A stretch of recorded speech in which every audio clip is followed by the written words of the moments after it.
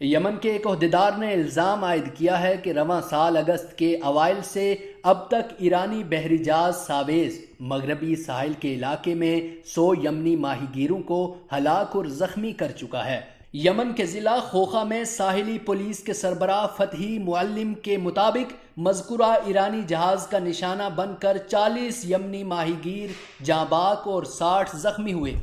فتح المعلم کا یہ موقف بدھ کے روز الحدیدہ صوبے کے ضلع خوخا میں ماہی گیروں کی جانب سے ہونے والے احتجاج کے دوران سامنے آیا۔ اس موقع پر مطالبہ کیا گیا کہ ایرانی بحری جہاز ساویز کی کارستانیوں کو فوری طور پر روکا جائے، جو ماہی گیروں یمن کے علاقائی پانی اور بحر احمر میں بین الاقوامی جہاز رانی کے لیے خطرہ بن چکا ہے۔ ساحلی پولیس کے سربراہ کے مطابق ایرانی جہاز کے حملوں کی وجہ سے کئی کشتیوں کو مختلف نوعیت کا نقصان پہنچا۔ خوخا کے ماہی گیروں کی جانب سے جاری بیان میں یمن کی حکومت، عالمی برادری اور بین الاقوامی تنظیموں سے اپیل کی گئی ہے کہ وہ اپنی ذمہ داری پوری کرتے ہوئے ایرانی جہاز کو یمن کے علاقائی پانی اور بحر احمر سے دور کرنے کے واسطے کام کریں تاکہ وہ ماہی گیروں کے خلاف اپنی اشتعال انگیز کارروائیوں کا سلسلہ بند کرے۔ بیان میں یمنی حکومت اور عرب اتحاد کی قیادت سے اپیل کی گئی ہے